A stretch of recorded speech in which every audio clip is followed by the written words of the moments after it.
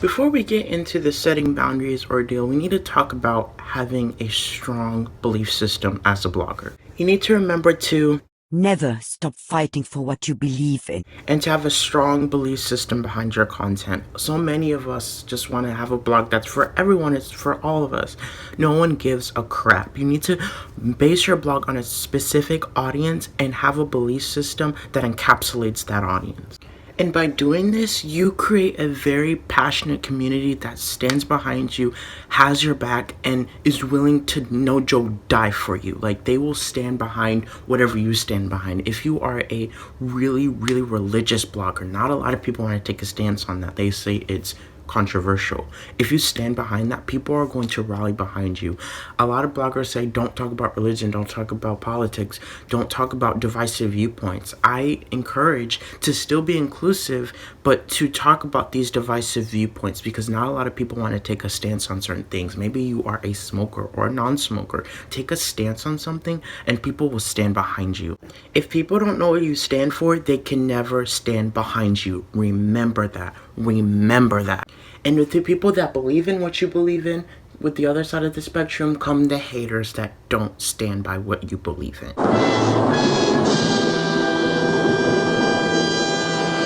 Because we just want everyone to love us. We want all the lovers in the world, but that's not really realistic. When you have haters, that the cliche quote, it means you're doing something right, because you're doing something big enough to be noticed and you're actually standing behind a cause that most people won't take a stance on. So if you're getting haters, it clarifies who you are with your blog and it makes your community a lot stronger. Like a community, you're going to reward the behavior that belongs. For example, if you believe in racial equality, you're going to stand behind that, and people that are preaching that, you're going to praise that. But if there are people who are racist and misogynistic and homophobic, a blogger, a leader of a community needs to make a fast decision on to kick people out if they suck. And if they do behavior that you don't love or you don't believe in because they don't believe in it as well, remove them. Yes, there are bloggers and creators out there who are known for rehabilitating people. That could be your belief. We believe in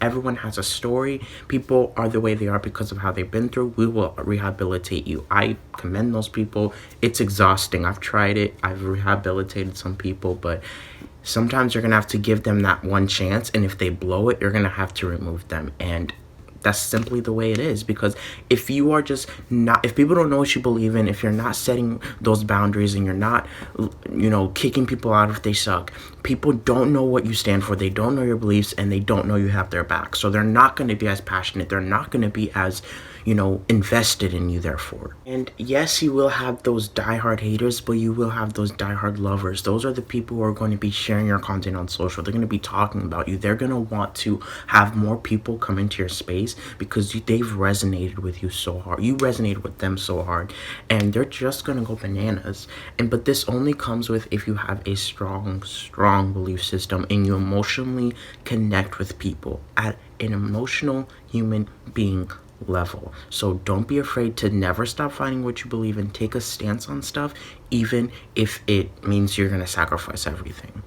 And almost 80% of your community is almost always going to be lurkers. So when there's lurkers that are seeing you stand up for yourself, that's going to be that moment where they realize what you did really resonated with them, and they're going to be those people who are your diehard advocates and are going to be rooting you on in the shadows, and they're going to be sharing your content in the shadows.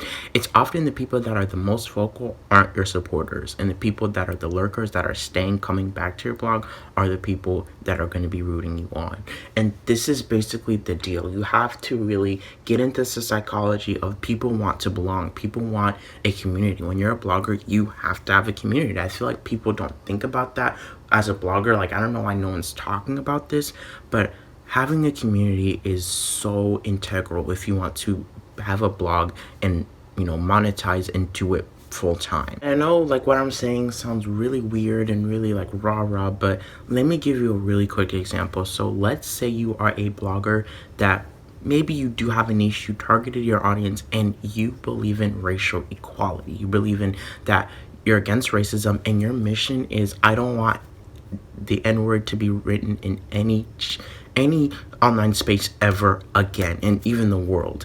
think about that. When people read that, they're going to be like, I want to stand behind this. I want to help this mission.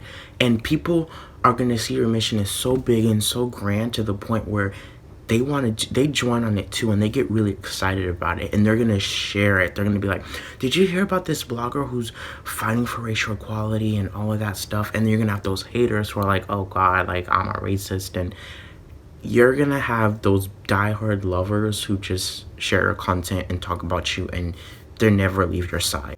And I know at the beginning this is really hard. You don't want to upset anyone, you don't want to make anyone angry. I struggle with this, but like we said, if no one knows what you stand for, they can't stand behind you. And I kind of had an experience where I had these creators kind of backstab me.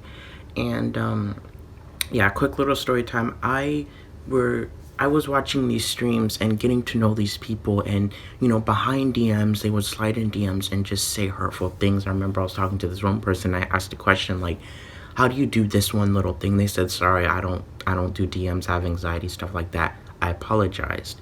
And then minutes later, it was a rush of just hate at the DMs saying like, what's wrong with you? Like, I feel like you're using my kindness for your own advantage. I don't appreciate it. What's your problem? Like, that only hurts only to realize, I've been praying for them. I've supported them. I've loved them. I've wanted what's best for them. And for them to just disrespect you like that is just terrible. And I had another experience where I was in this chat and I was just talking, and I think they were mad about something. I was talking about this one thing that I really, really loved, and then like I kind of was saying some stuff and I was just playing around, and I think they took it personally, and then they DM'd me this whole thing saying, you think it's funny, what's your problem?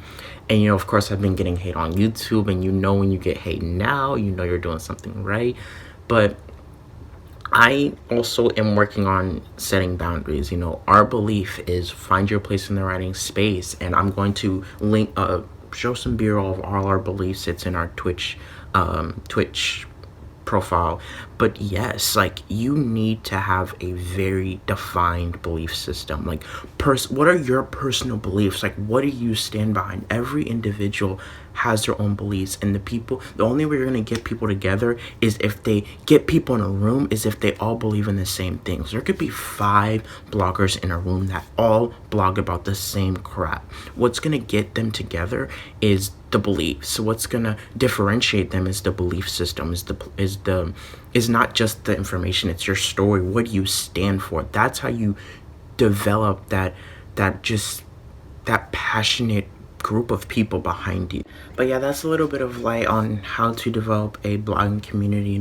It's not that freaking hard. What makes it so hard is just being vulnerable and standing behind what you believe in, even if it means you upset some people and piss some people off, but you have that other side of the spectrum that just roots you on.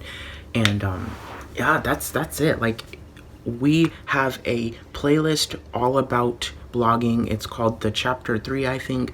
Please listen, watch all the videos there. It's everything you need. Like, people think I want something from you. I just want you guys to succeed and crush it out here. And be sure to subscribe and share this. Share this to a blogger who's been struggling with trolls, been struggling with people, because I've been having like times where I was in my Twitch chat and I would have I had racist raids of people saying the N-word, disgusting black, you stupid, like, it was terrible, but I kept my cool. It was bad. And I remember at that point, like, people even, I remember I was watching the streamers that saw it happen. They said, I've never seen that much hate in my life. And I was like, whoa.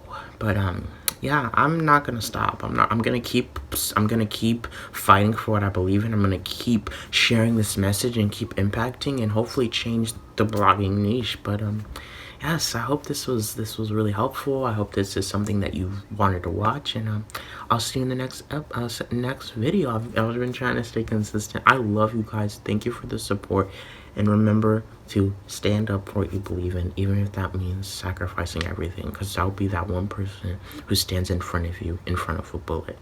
So I'll see you in the next one.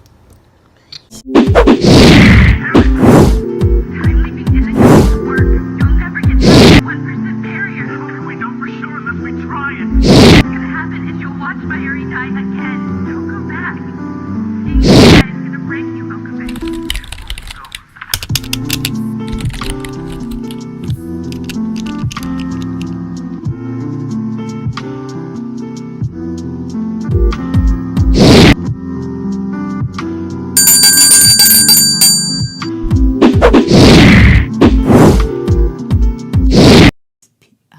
feel like when someone inflict their negativity on you, it's really about them. It's not really about you.